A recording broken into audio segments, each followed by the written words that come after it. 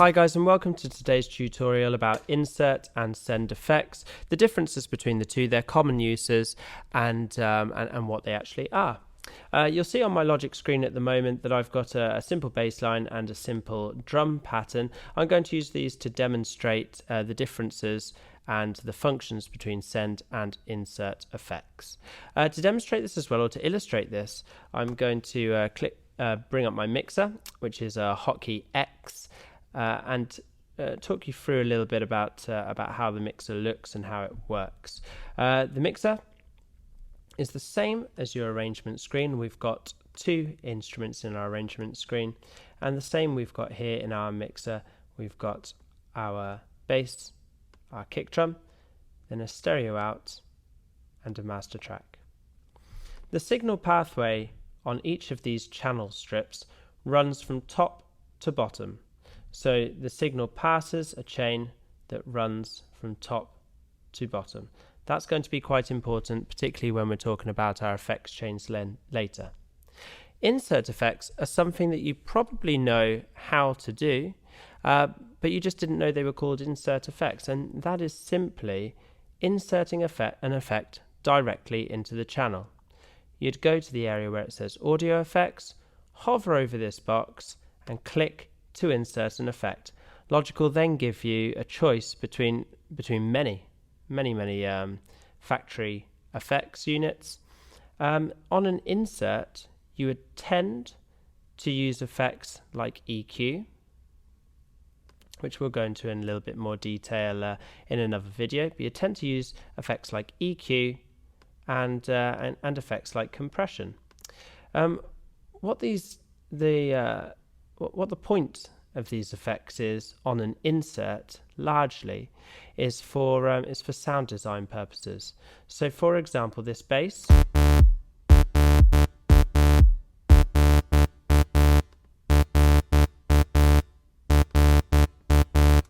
we can see it's got a lot of energy over here at about 75 Hertz, but lacks energy up the top, and we might want or let's say that the sound that I was after was a little bit of a thinner sound with a little bit more bite in the top.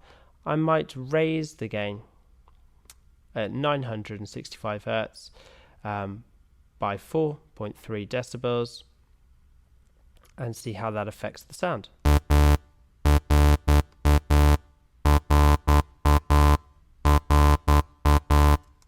So you can see that if I'm changing the curve quite drastically, I can drastically affect the tone of that bass. When mixing, we might opt for something drastic, or we might opt for something more subtle. But this is a perfectly valid sound design tool using EQ for sound design. We can also use it for cleaning up.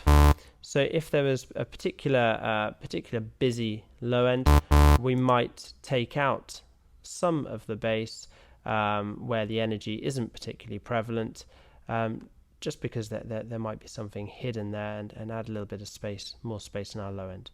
Plus our kick drum, we don't want our kick drum to really occupy the same frequency band as the bass. It's a common difficulty that producers have or engineers have to mix the two, the bass and the drums.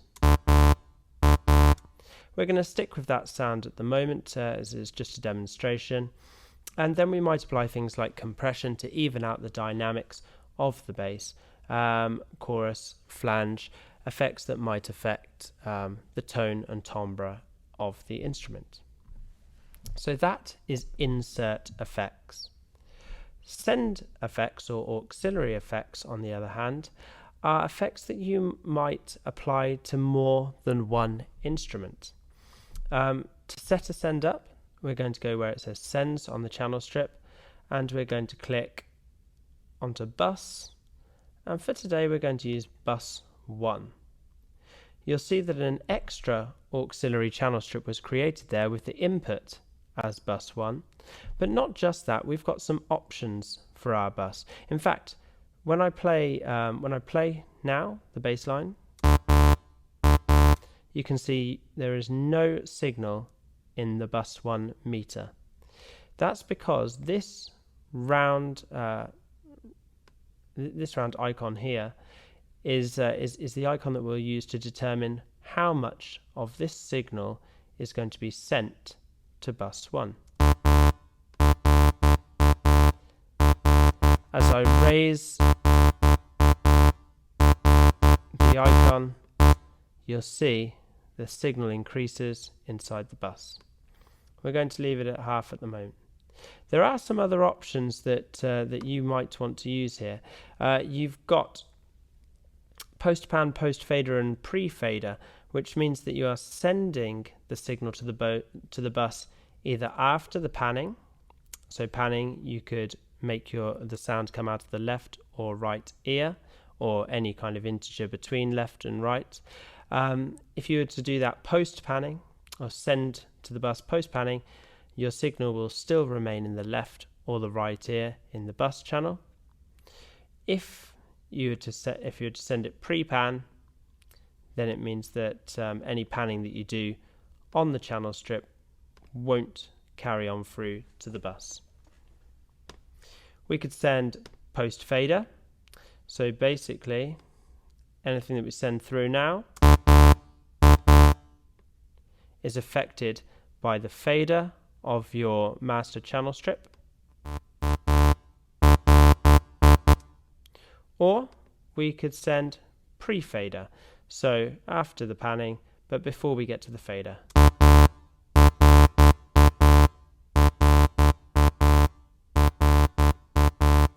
And this, you can see there's a stability within the signal going through bus 1, even though the signal in the main instrument channel is decreasing. So I'm going to select for this this just post fader, I think. On our buses and our send effects, we would tend to use effects, time-based effects, and maybe subtle changes in EQ and compression. But time-based effects, actually there's some techniques that make quite hard use of compression in the send effects. But for today, or as a rule of thumb, our time-based effects are commonly used within our sends. Audio effects chain, we're going to insert a delay into our bus 1 auxiliary channel, and I'm going to pull up a quite a non-subtle preset for delay, and we'll hear how this affects the bass.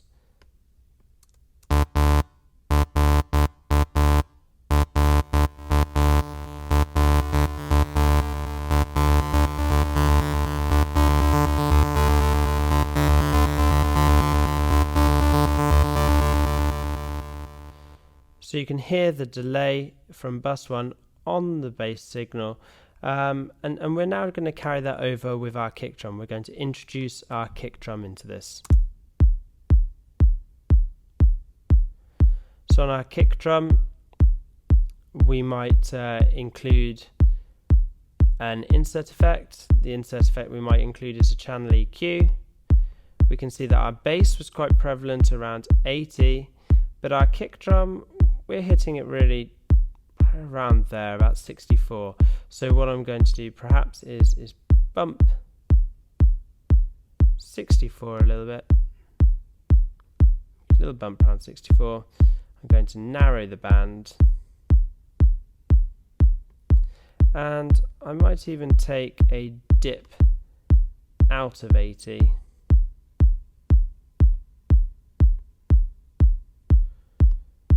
Just to give the bass a little bit of room as well, and try not to affect the timbre too much of the actual kick drum. We'll hear them together now.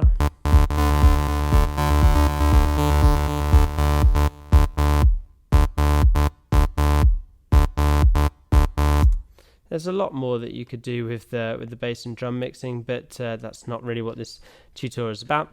But that now is our insert effect on our kick drum, or one insert effect on our kick drum. but we want to send a little bit of the delay signal, or some of this kick drum, to a delay signal as well. So what we'll do is we'll start off by sending some of our bass to the delay, and then I'll set up the bus to send some of the kick drum to the delay as well.